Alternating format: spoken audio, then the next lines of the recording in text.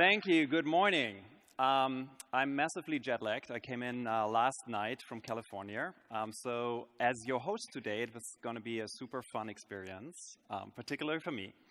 It's also a homecoming for me. I lived in Berlin for about 10 years ago, and I just realized this morning that I haven't been back to Berlin for the last 10 years. So it's literally the first time back for me in this wonderful city after I packed my stuff and moved to Silicon Valley. What I want to do today, outside of moderating a truly outstanding program for you with incredible speakers, is I want to spend about 30 minutes grounding you a little bit in what we call this exponential thinking. And to get us started, I want to do a little bit of a trip back in memory lane, and go back pretty much exactly 10 years ago. So January 9th in 2007, something really interesting happened at Moscone Center in San Francisco, which was this. Today, Apple is going to reinvent the phone. So that was about 10 years ago. 232 short days later, after Steve Jobs jumps on stage and presents the iPhone to the world, this made the rounds. Nokia devices will allow you to touch the screen to navigate. Browsing your content couldn't be easier. Nokia allows you to share all of your content in many different ways. Uploading your photos to Flickr, for example, couldn't be simpler. All these experiences, so elegantly simple. It's what Nokia always has and always will deliver. Interesting, right? Interesting, especially the last sentence. What Nokia always has and always will deliver. So who's using a Nokia phone today here? So really fascinating. So something really interesting happened. And Stephen Elop, the gentleman who ran Nokia at the time, said, we didn't do anything wrong, but somehow we lost. And it's actually, as comically as this sounds, it's actually true. So what happened to them is a lot of the disruption we will talk about over the next 2 days with you. And we will give you frameworks and ideas on how do you become the disruptor instead of becoming disrupted. But let's talk first about this idea of exponential thinking. And this is really what Singularity University is about. If you go back to your math class, Math 101, and you think about an exponential trend, your classic exponential trend looks a little bit like this. It's a doubling every time period. It goes from 1, 2, 4, 8, 16, etc. If you are an entrepreneur and you're pitching your company, your startup, to a Silicon Valley VC, this is your revenue slide. The most important and probably best known exponential trend is, of course, Moore's law. Gordon Moore, co-founder of Intel, formulated an observation he made about 50 years ago. And let's hear from Gordon himself. So I took this doubling every year and extrapolated it 10 years from 1965 to 1975, from 60 components to 60,000 components on a chip. A pretty wild extrapolation. And it turned out to be ridiculously accurate. One of my colleagues called this Moore's Law. Rather than just being something that chronicles the progress of the industry, it kind of became something that drove the progress of the industry. So Moore's Law at its core formulates that computers effectively get twice as fast every 2 years. That's the reason why the computer in your pocket today is so incredibly powerful. To make this a little bit more tangible, a little bit more easy to understand, let me show you a couple of examples. So this is a computer called ASCII Red. Was released in 1997, cost $55 million US, was commissioned by Sandia National Lab in the US, and was used mostly for two things. The one is weather predictions, calculating of weather patterns. The other one was to run simulations on the nuclear fallout of a potential Third World War. This computer was the size roughly of this room, a little bit smaller than this room, cost $55 million, was the very first computer in history which broke through the teraflop barrier. A teraflop is 1 trillion floating point operations per second. So imagine you would do 2 + 2 in your head 1 trillion times in 1 second. So an incredibly powerful computer. This is 1997. 9 years later, you walk into Best Buy, or here in Germany into Saturn. You buy a Sony PlayStation 3, costs you $499, gets you 2.1 teraflops. Within 9 years, you go from something a nation-state uses to simulate World War III to something your kids play World War III on a big screen television. Right? Here's the second thing which happens in computing. I actually fundamentally believe computing is at a really interesting intersection where we bifurcate computing. Computing gets super powerful and it gets super small. Here's an example. This is a computer called Pi Zero. In real world, this is about the size of a pack of gum. Costs you $5. You can put a monitor, a keyboard, a mouse, and some memory in it, and you can technically run Windows on this machine. Has 191 megaflops. So for $5, for the price of a venti Starbucks latte, at least in Silicon Valley, you now get 2.5 times the compute power of a Cray 1 supercomputer. The Cray 1 was released in the mid-70s and really defined the era of supercomputing. Each of those Cray 1s had more compute power than all of NASA had together to put the man on the moon. Now you get for $5, literally a cup of coffee, you get 2.5 times the compute power NASA had to put the man on the moon. That is, if you believe we put a man on the moon, it's a different story. I won't go there. And it goes super small. What you're seeing here is a golf ball and a dimple in a golf ball, and you see a little processor in that dimple. That processor is 2 millimeters by 1.6 millimeters, has the raw compute power of an early-stage Pentium processor, costs you 75 cents. This is the core and the heart of what is called Internet of Things, or IoT. There's many, many more like this these days. This processor and all its little brothers and sisters is the sole reason why everything which has an electric cord will become smart. There's absolutely no question about it. And the reason for that is you get it for free. Why wouldn't you? Like, I get asked this question all the time. It's like, why would I want to have a smart toaster? And I don't know. I don't want to have a smart toaster. But you get it for free. Every light bulb in your house will become smart. This is the reason why Cisco tells you that there will be 20 billion connected devices in less than 3 years. Again, because you get it for free. Our co-founder, Ray Kurzweil, once formulated this in something he calls the law of accelerating returns. It's a fairly dense paper, but in the short version of it, it gives you 2 interesting indications. The first is this. The total rate of change is accelerating itself. So we're seeing more and more change in the world happening, and because it moves on an exponential curve, the total amount of change is accelerating, which is the reason why, realistically, when you pop up your head today and you look around, you feel left out. You feel like the world is moving at a pace you can't even keep up with. That happens to me, and I happen to live, at the epicenter of a lot of that change. The second interesting thing Ray did is he looked at Moore's law, or the underpinnings of Moore's law, and determined, by looking at actual data points, that this trend, this exponential trend of computing is actually much older than what Moore's law suggests. It's about 110 years old since we effectively started doing these kind of things. And here's an interesting thing you can do with this graph. If you stipulate that Moore's law will be true in the future, and there's no reason to not believe this at the moment, both historically, because we have 110 years of actual data points, as well as when you speak to all the experts, they will all tell you that the ideas of Moore's law seem to continue into the future. You can determine the point in time when you have a computer which has the raw compute power of a human brain, which happens in less than 20 years. So in less than 20 years, you will have a computer which has the raw compute power of a human brain. And then we know that Moore's law stipulates that 2 years later, we've got 2 human brains in a computer, 4, 8, 16, and so on. Until the year 2050 to 2060, when you have got 7.4 billion brains in one machine, every single human brain, raw compute power, in a single machine. That is to say that the world you're living in will look dramatically different tomorrow than it looks today. That is also to say that the computer in your pocket will soon be much smarter than you are. My wife keeps reminding me, because I'm using my phone a lot, that this is already true. But it will be true in the future in many, many more ways. Now, here's the interesting thing. You know all this, because computing is such a clear paradigm. It's so around us.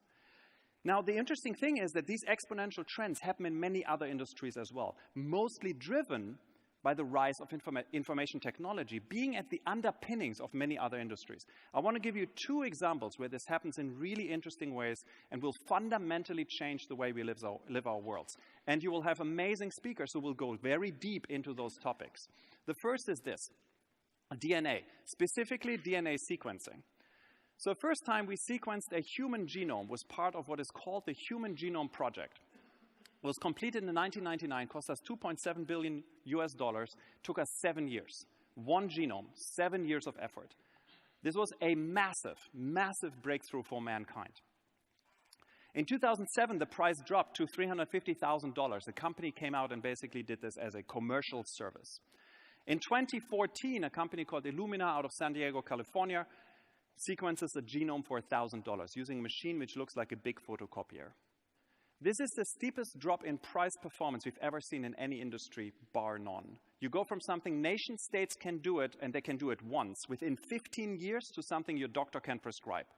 Now, the interesting question you should ask yourself, and this is what I ask entrepreneurs I work with all the time, is when you look at a price performance graph like this, you want to ask two questions. The one is, where does this go? And you talk to experts, and they will tell you this price will drop to pennies, very close to free, in the next 10 years. And then you want to ask yourself, what do you do with it? I can give you two examples. The first one is this. This comes out of Singularity University as one of our companies. They're called Miraculous. They're taking a simple blood test and can reliably detect more than 10 different types of cancer pre-stage 1 in your blood, because those types of cancers shed RNA, which is a subset of DNA, into your bloodstream. And they have a biochemical test to find these. The test costs less than $200 to administer. They're currently in preclinical trials. If they can do what they say they do, and it looks good, we will think about cancer detection in very, very different ways. Here's the other way, and we will explore this a little bit more today already. Technology always has an interesting dark side. So technology in itself is agnostic. It's always the use case which comes out of this. But I want to show you an interesting example. This is a friend of mine. She's an artist based out of New York, Heather Dewey Hogboard. And Heather has a really interesting art project thinking and working with DNA. We don't know yet how our DNA might be used against us in the future. New York artist Heather Dewey Hogboard. One artist in New York is making 3D models of people's faces, people that she's never met. She calls the project Stranger Visions. The strangers are people whose genetic material she finds on the sidewalks and subways of New York City. How much can I actually find out about you from something that you accidentally leave behind?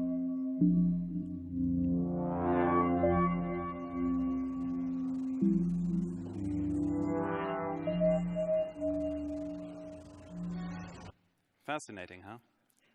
Let's talk about privacy. So just to uncover what she's doing, she's literally picking up cigarette butts she finds in the streets of New York City. She takes the saliva, which is on the cigarette butt, extracts the DNA out of this, which is something that the FBI is doing for the last, 20 years. If you're watching CSI on the television, you know all about this. And then she's sequencing the DNA using one of these machines, which sequences the DNA for $1,000 and then reconstructs your facial features out of that DNA and creates these 3D masks. Every single one of you is currently shedding DNA. You're losing hair cells, skin cells, follicle. You use a glass of water. You leave saliva on this glass of water. Your genetic information is everywhere. So we're moving rapidly into a world, again, just to remind you, we're moving rapidly into a world which will look very, very different tomorrow than it looks today. And the next 2 days will all be about this. Here's another example, energy. So today, energy is mostly fossil fuel-based, coal, natural gas, oil, with all the challenges that brings. An alternative to this is very obviously solar, which has been pioneered here in Germany. Solar is a really interesting technology out of two reasons. First one is this. When you look at the cost ratio, the price-performance ratio, it has dropped from about $80 a kilowatt hour to, in 2015 in California, 30 cents a kilowatt hour, which is parity, which is the same price we're paying California without subsidies for coal-based power. And 1 year later, Dubai announced that they're currently building an 800 megawatt solar-powered facility where the internal price is less than 3 cents. What this points to is an interesting point, and we come back to this later. We're perceiving the world as a world of scarcity. And that makes sense because, you know, when I grew up, like in the 80s, we talked about peak oil, and then the 90s was peak oil, and then 2000s was peak oil, but eventually we will get to peak oil. In reality, when we use technology, we can make the world an abundant resource. This is work from a German PhD, actually, and what you're seeing there, the square on your left where it says Welt or world, if we were to build a solar panel the size of that square, that is enough to power the world's energy consumption as it stands today. We're surrounded by an abundance of energy. We just need to harvest it in the right ways. Now think about what the problems, which problems we can solve in the world which are energy dependent. Something like clean drinking water, desalination is a massive energy problem. I can solve it if I just have access to clean and abundant energy. We'll get back to this topic in a minute. Here's the challenge. So now you understand that the world is moving on these exponential curves, or at least you get a taster for it. Here's the challenge. Albert Allen Bartlett, who taught at UC Boulder, once said the greatest shortcoming of the human race is our inability to understand the exponential function. Let me explain this to you with a very simple example. Since we crawled out of our caves like 350,000-ish years ago, the world around us, the observable universe, is linear.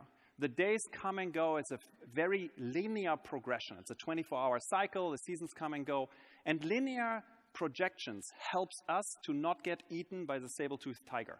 We are drilled. We are conditioned to understand linear trends. Here's a very simple example. Imagine you take 30 linear steps. Imagine you take one step after the other. How far do you get? You get 30 meters. You get a really good sense how far this is. If you were to ask me now, how far is 30 meters? I would basically say roughly towards the end of this hall. And then if you ask me how far is half of it, I would also give you a very good example. Now let me put you to the test. How far would 30 exponential steps be? If every step is twice as far as your last one. So you go from 1, 2, 4, 8, 16, 32. You do this 30 times. How far do you get? I will not put you on the test. You're too many. But let me tell you what typically happens. Someone somewhere in the back yells, it's a mile or kilometer. For some reason, the human brain seems to go to 1,000. I have no idea why.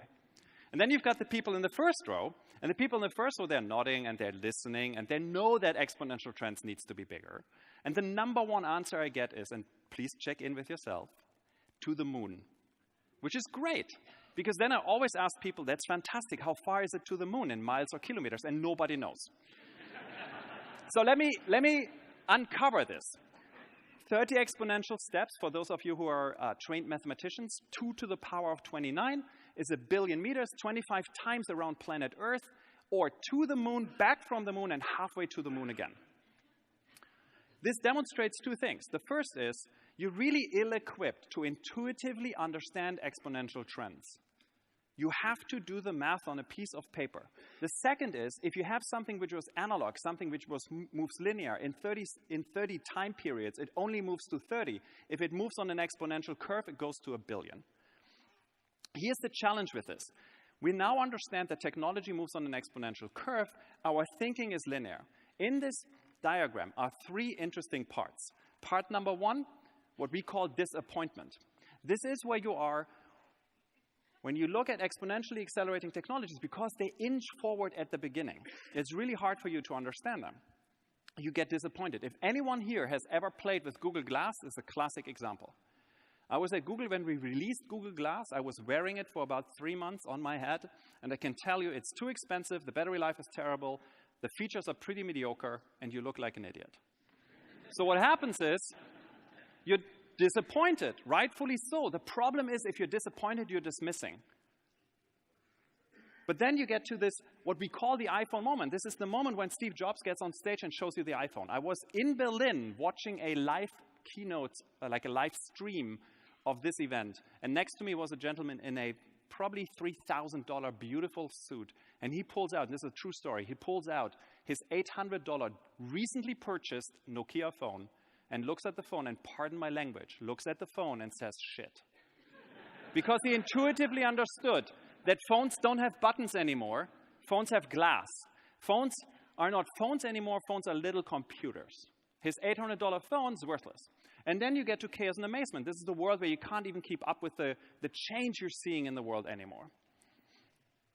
The challenge is if you stay on this line, this is your path to doom. This is where Nokia stayed. Unfortunately, Nokia's last quarter loss was $714 million. Nokia was the iPhone. Nokia had the highest profit margins in the industry. They've got the best brand in the industry. If you wanted to buy a premium phone, you would buy Nokia.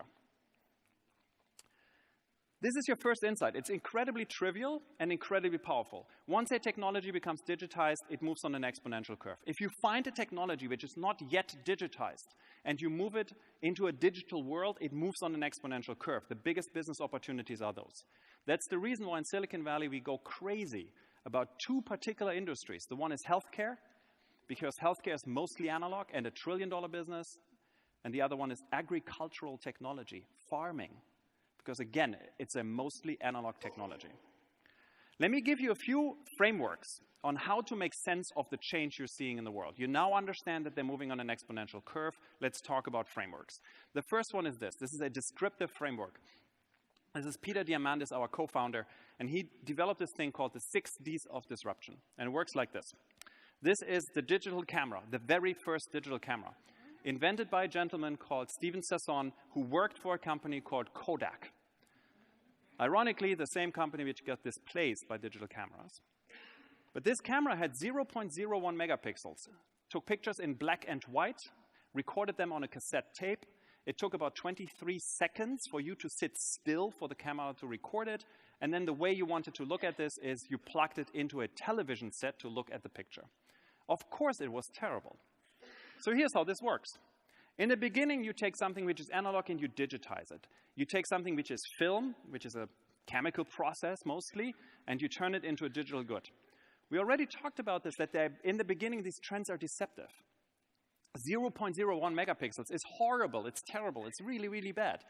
Now, digital cameras move on a perfect exponential trend.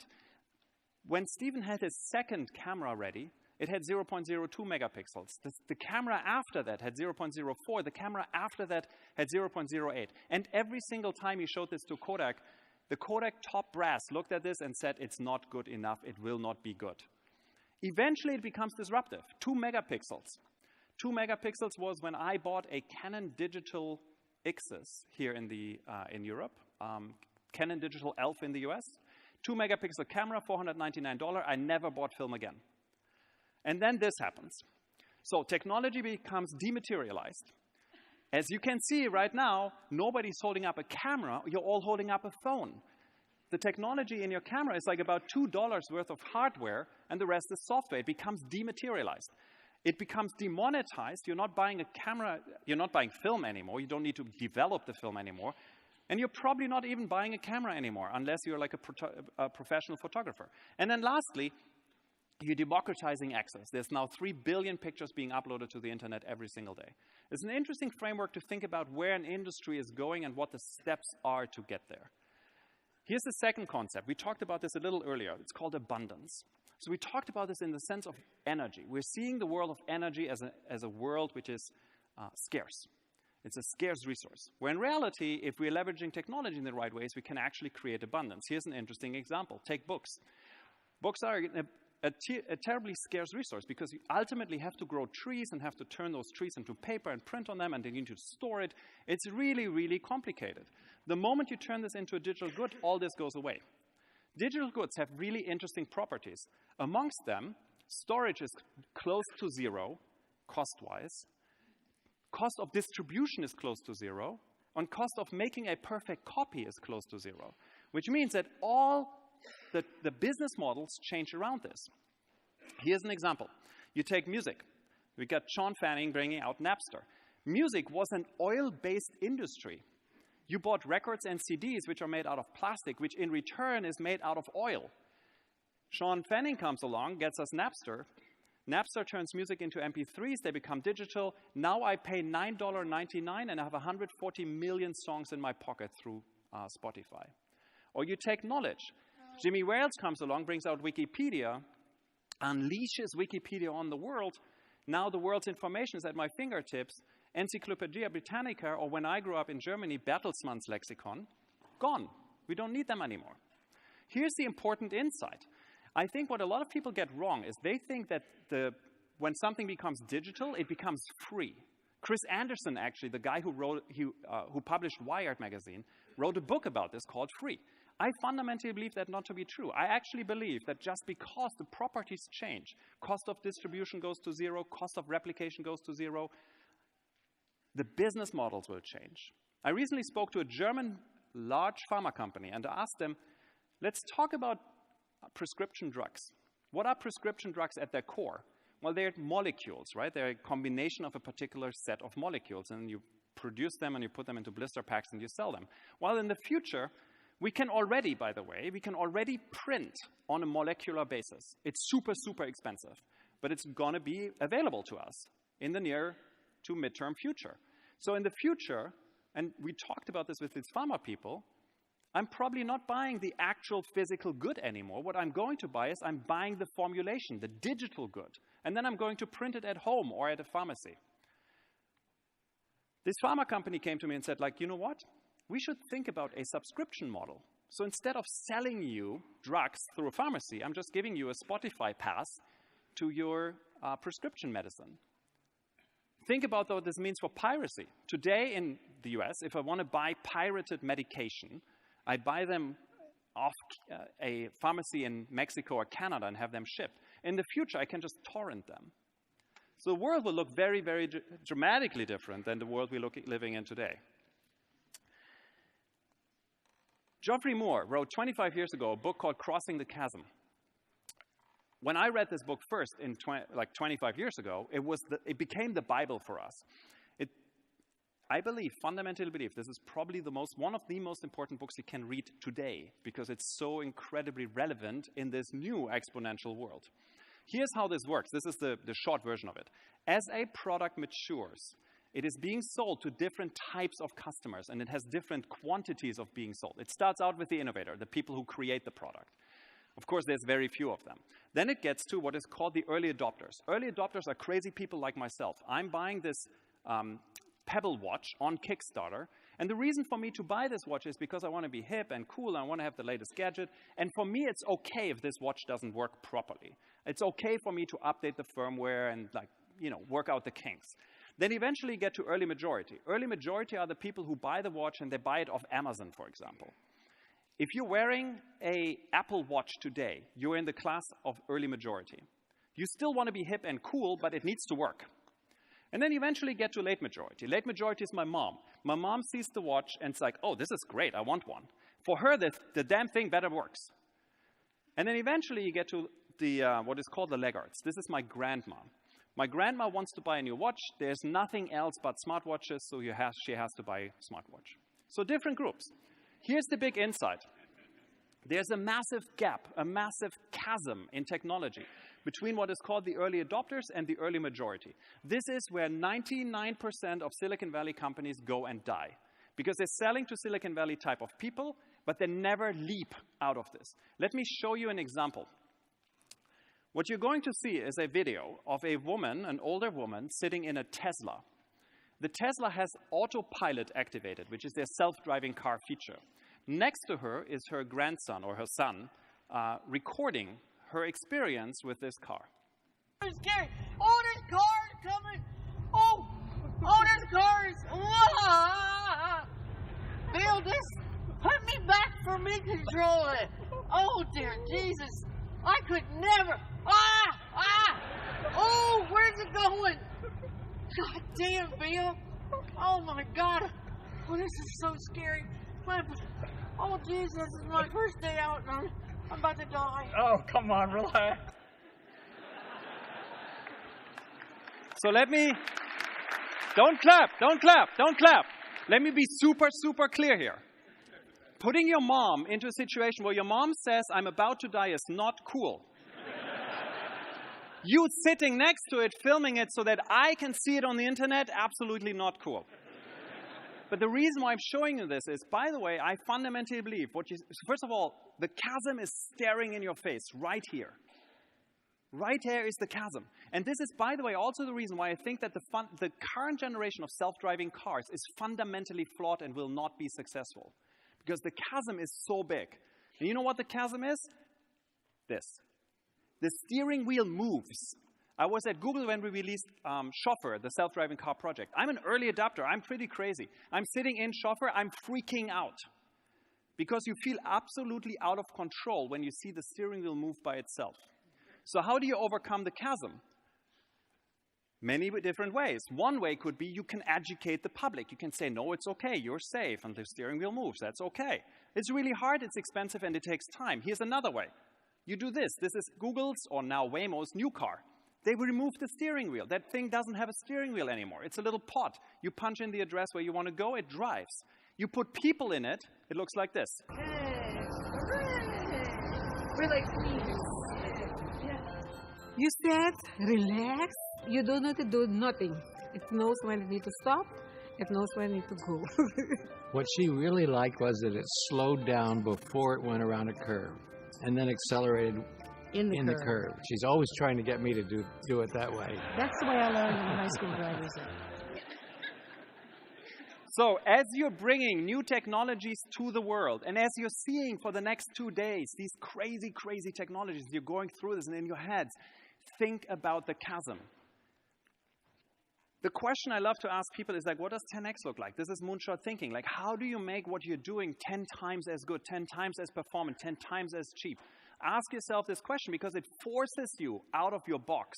It forces you to completely revisit the way you see the world. We will force you to see 10x over the next 48 hours. I can guarantee you that. So here's the bigger thing. The bigger thing is technology for the sake of technology is interesting, and we all can geek out on this like all day long, but it's actually absolutely, utterly meaningless. What really matters is the big picture. About 20-ish years ago, I read this quote while being at university. Albert Einstein said, "We shall require a substantially new manner of thinking if mankind is to survive." It freaked me out. I couldn't sleep for a week. Now, don't get me wrong, all the indicators point in the right direction. There's less people dying of wars and famines, and we're on average getting better incomes, etc. That's all great. And I personally, fundamentally believe that we have our work cut out for us. The problems are so big that we better get working. Here's an example. So you take global warming, sea levels will rise by 2 meters. A lot of people don't get this, but when sea levels rise by 2 meters by the end of this century, Manhattan Island, just as one example, will be flooded. It's gone. Manhattan Island is currently 8 million people. It's an inhabited place for 8 million people. These 8 million people will be displaced. The Syrian refugee crisis, which you have front row seats to, is just 1.5 million people. There will be tens, if not hundreds of millions of people who need to move. This will be the biggest threat to mankind. I personally think it's the biggest threat to mankind. Here's another example, population. There will be 9 billion people on this planet by 2050, according to the United Nations. To feed these people, we currently have enough food to feed 2 billion people. It's just in the wrong places, and that's a hard problem to solve already.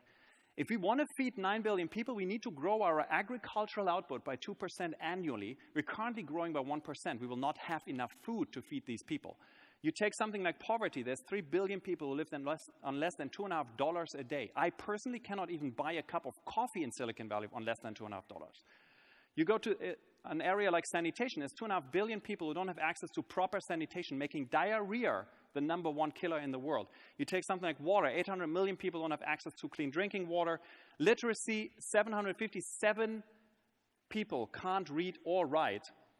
You got malnutrition, where a child dies every 8 seconds of malnutrition in a world where in the first world, obesity is our #1 health problem. Here's the thing. I don't want to leave you on a downer. I'm probably the most optimistic person you can meet. There might be a reason why I got kicked out of this wonderful country and that shipped me off to Silicon Valley. But I want to give you a short clip. So first of all, I have the privilege of seeing people and working with people who are solving for these problems. And I want to give you a short clip of the young Steve Jobs who, and you can disagree with Steve Jobs as much as you want, but he says something very, very important and very interesting, which I want to play for you. When you grow up, you tend to get told that the world is the way it is, and your life is just to live your life inside the world, try not to bash into the walls too much, try to have a nice family life, have fun, save a little money. But life, that's a very limited life. Life can be much broader once you discover one simple fact, and that is everything around you that you call life was made up by people that were no smarter than you. And you can change it. You can influence it. You can build your own things that other people can use. And the minute that you understand that you can poke life and actually something will, if you push in, something will pop out the other side, that you can change it, you can mold it. That's maybe the most important thing, is to shake off this erroneous notion that life is there and you're just going to live in it, versus embrace it, change it, improve it, make your mark upon it. I think that's very important. And however you learn that, once you learn it, you'll want to change life and make it better, because it's kind of messed up in a lot of ways. Once you learn that, you'll never be the same again. I have the interesting privilege of working... with the U.S. Navy SEALs, which is really interesting, given that I'm a pacifist. Makes for very interesting conversation. But the Navy SEALs have a handbook which they give to young Navy SEALs. And in this handbook, on one of the first pages, you'll find a formula. And that formula is your rate of growth. And what they mean is your personal growth. You as a person. And truth be told, what do you care more about than growing? The reason why you spend 2 days here in this room instead of being outside and doing something else is because you want to grow. Your rate of growth equals the magnitude of the challenge multiplied by the intensity of the attack. If you believe this formula to be true, and I fundamentally believe this to be true, why wouldn't you pick the hardest problem you can find and attack it as hard as you possibly can? Because that's the way you grow. I want to leave you with a last quote. This is George Bernard Shaw, who said, "The reasonable man adapts himself to the world. The unreasonable one persists in trying to adapt the world to himself. Therefore, all progress depends on the unreasonable man and woman." If I have a wish for you personally, it is that you all have to be unreasonable. We all have to be unreasonable to change this world for the better. Don't forget, we're at this really interesting intersection point. These are truly the most exciting and arguably the most scariest times of this world. But we have a choice. We have a choice to make how the world will look like. And the one thing I can guarantee, regardless which choice you're making, as long as you're making a choice, you're good. Because if you're not making a choice, if you're not moving on this curve, the world will happen to you and you become a passive player in a world which you don't control. With that being said, let's kick off the day. You want to see more stuff? Good.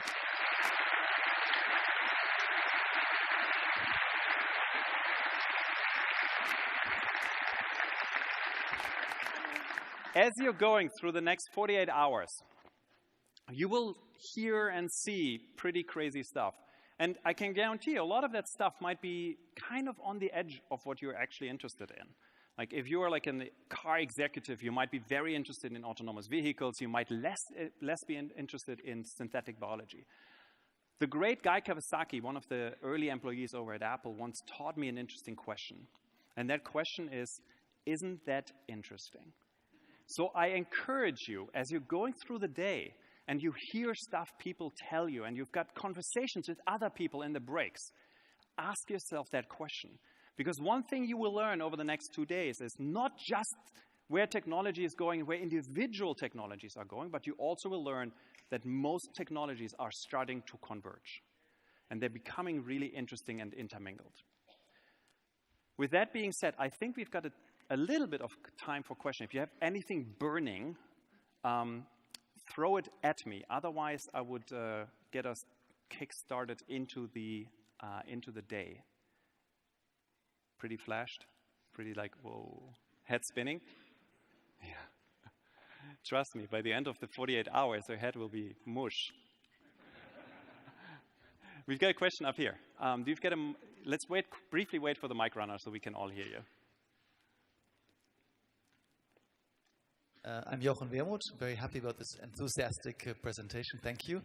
I care a lot about climate change, and I believe we're very much on this point where we broke through grid parity, where electric cars are now competitive. I believe we're almost there. Yep. But we're also just 4 years left, if we continue to do what we're doing, to kill ourselves because we go over the tipping points. We will emit so much CO2 if we put in place more coal power plants now that we will go over the tipping point. So can you give me some more optimism why we'll make it the next 4 years, not just, but let's make it. Thank you. Yes. So first of all, I highly encourage you to see my dear colleague Ramiz Naam tomorrow, who's talking about energy, and he will do a deep dive into these topics of energy. Again, I fundamentally believe, despite my own government, which I didn't elect, being probably skeptical about the effects of climate change, I actually believe that, first of all, the international community currently rallying together in very interesting and unprecedented ways. Secondly, we see technologies which actually start reversing some of the changes of climate change, so sequestering of CO2, for example. I give you just one tiny example which gives you incredibly interesting hope. I met an entrepreneur. She's about that tall. It's like 55 years old. A greyhound breeder, so totally weird, wacky person, comes to me and tells me that she built this CO2 sequestering system, which takes effectively CO2 coming out of steel mills and sequesters it using bacteria into fuel, into biofuels. And I was like, oh, that's interesting, like you do this in a lab, right? She's like, no, I actually built a facility in China. And this year is the first time where we will deliver jet fuel to Virgin America, and they will fly on jet fuel, which is carbon negative. So seeing 55-year-old little ladies who are growing greyhounds, sequestering CO2 out of the atmosphere and creating negative carbon emissions on a plane, I'm optimistic for this world. Probably anything else? We've got something. Oh, wow. That will be a challenge for our mic runner. Mic runner, challenge accepted. I know, right? It's very linear. Yeah, absolutely. Thank you for the talk. And actually, my question is quite general. So I like the point about the linear function versus exponential function, that we cannot understand it at the moment. So do you think we should change something in our education system to make sure that the next generation will give us more of this little woman creating the power? Yes, absolutely. Education needs to change in pretty dramatic ways. There's no question about it. I spend quite a bit of time talking to people who are in the education space. I'm not an expert, so I'm coming from like a very amateurish perspective, but I fundamentally believe we need to change the way we think about education and we execute education. Again, luckily, we see it in pockets happening. I give you one simple example. I do this with students all the time. It's like to illustrate the power of exponentials and how our thinking is really not up to snuff. Who here is using Siri or Google Now, Cortana?